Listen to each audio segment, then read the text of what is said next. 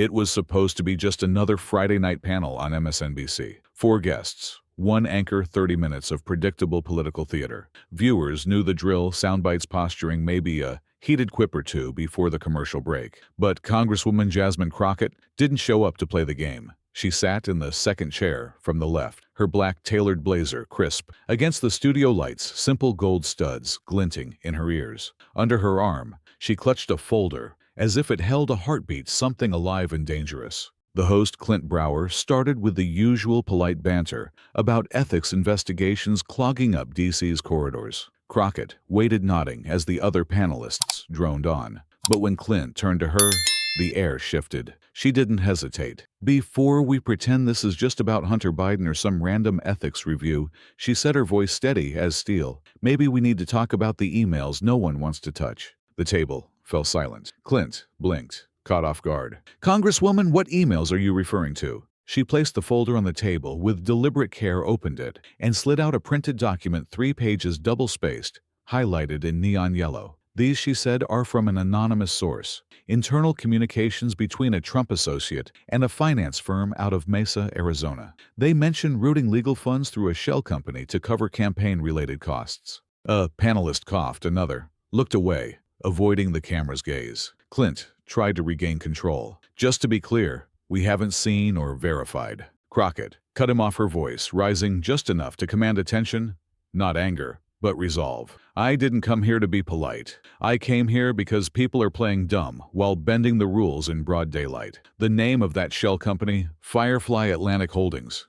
It didn't exist until 3 months before the last election. Now it's gone." By the time the show cut to commercial, social media was ablaze. Viewers clipped the segment, posting it on X, TikTok, Instagram, captions screaming, "Jasmine drops receipts," and she named names. Within 30 minutes, Trump's office fired back with a statement: "Jasmine Crockett is a reckless liar who will say anything for attention. Her time in Congress has been marked by chaos, not credibility. These so-called emails are fabricated trash. She should apologize immediately." But Crockett wasn't apologizing. Back in the green room, her aide Dion Frazier handed her a phone. "It's already everywhere, Jazz. You might want to see this." Crockett scrolled through trending topics. Her name, Trump's response, a freeze frame of her holding the paper. One clip had already hit 400,000 views. Then the calls started pouring in: CNN, NBC, even BBC America. But the real spark came from a grainy clip posted by someone claiming to work at the Mesa finance office. 2 men walked through a hallway, a document labeled Firefly Legal Bundles Q3 visible in one's hand. The file name alone was enough to ignite a firestorm.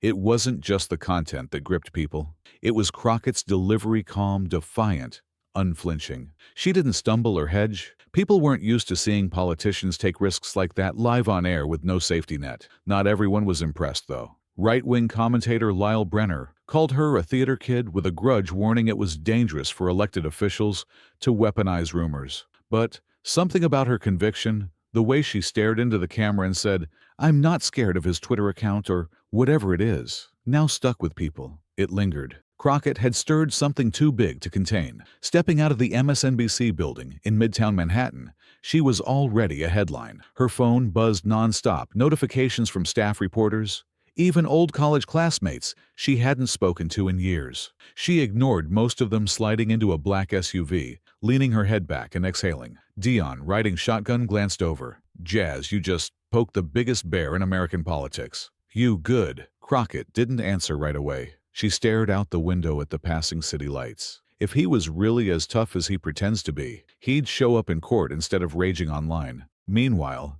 at Trump's Mar-a-Lago estate, the atmosphere was anything but calm. In the West Wing, 2 aides hunched over a laptop replaying Crockett's segment. "Firefly Atlantic Holdings," one muttered. "How the hell does she know that name?" The other didn't reply, just pulled out his phone and started dialing. Trump himself had already taken to Truth Social, blasting Crockett by name in 3 furious posts. "She's a fraud. No one ever heard of this company until she made it up. I've never heard of Firefly anything. This is another hoax." The all-caps rant did its job. Within an hour, Crockett's inbox was flooded with threats, her campaign website hit by a bot attack, and her Instagram comments overrun with snake emojis and conspiracy theories. But Crockett wasn't new to pushback. She knew noise from reality. Still, The intensity was impossible to ignore. That night in her Dallas apartment, her face glowed in the soft light of her laptop screen. Her mother called twice. She didn't pick up, not yet. Instead, she rewatched the panel clip, studying the faces around her, the way the others shifted in their seats, the slight twitch of Clint Brower's eyebrows.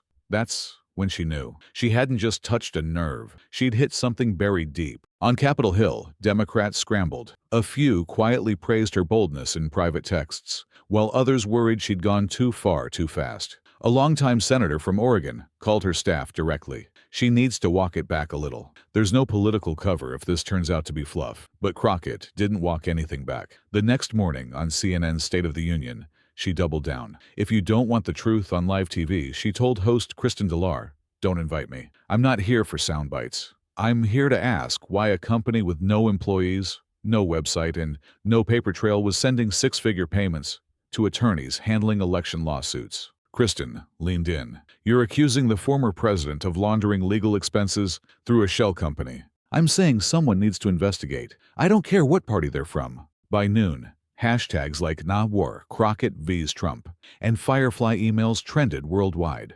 Protesters gathered outside her Dallas office, half in support, half waving MAGA flags demanding she resign. One man even tried to shove a handwritten subpoena through the glass door, yelling, "You're done. You messed with the wrong man." But the moment that truly shook her wasn't loud or dramatic. It happened at a gas station in Mesquite just east of Dallas. Crockett had insisted on stopping for her own coffee. No aides, no cameras, just 10 minutes to breathe. As she walked to her car, an older black woman in a navy windbreaker approached. She didn't say much, just placed a hand on Crockett's arm and whispered, "Don't let them scare you." It was quiet, human, and it hit Crockett in the chest like a wave. Back in the SUV, Dion glanced over. "You okay?" Crockett stared at her coffee for a moment. "I'm not scared of them.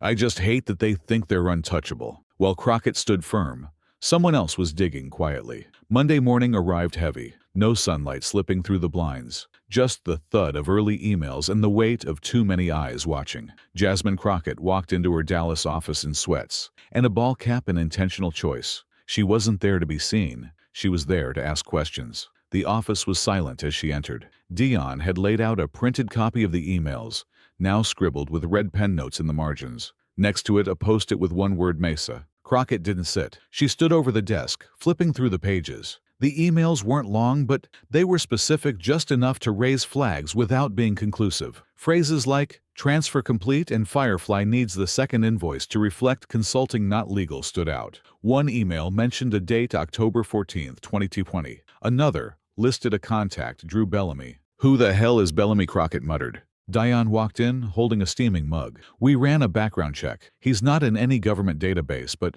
there's a LinkedIn profile tied to that name out of Phoenix. Lists him as a private finance consultant. No employer, no clear history before 2019. That's thin enough to be real." They sat in silence, the AC rattling overhead. Then Dion opened her laptop and pulled up a spreadsheet. "We also traced the wire transactions mentioned in the metadata. They led to a bank in Wichita Falls. The company name used there, Saffron Dynamics." Crockett blinked. "That's not the name from the email." "Exactly. Firefly disappears after 2020, but Saffron shows up in 2021, moving similar amounts through similar channels to some of the same law firms." It was a pattern, not proof, but a start. What hit Crockett hardest was the email signature on the final message, just the initials, RJ. No full name, no title, just the kind of thing someone sends when they don't expect to be questioned. She picked up her phone and dialed a number she hadn't used in months. It rang 4 times before someone answered. "Drew." A pause. "Who's this?" "You already know. I need to talk to you, off the record." Click. No goodbye, no refusal, just the line going dead. That night, in her D.C. apartment, Crockett opened her private inbox one. She kept away from staff and found a new message. No subject line, no sender name, just an attachment. And one sentence. "You're not supposed to see this." She stared at the screen for a full minute before shutting the laptop. The next morning, Dion pressed her. "You're being watched now, Jazz. Whatever you do, make sure you're not alone with this stuff." "I never expected to be alone." "No, I mean really alone." Later that afternoon, Crockett held a quiet call with 2 members of the House Oversight Committee. She wanted to know if any complaints had been filed involving Firefly, Atlantic Holdings, Saffron Dynamics, or Drew Bellamy. Neither could confirm, but one said, "There's been talk, Jasmine. Not about names, about people moving money for things they don't want recorded. If you poke too deep, you better be ready for what comes up."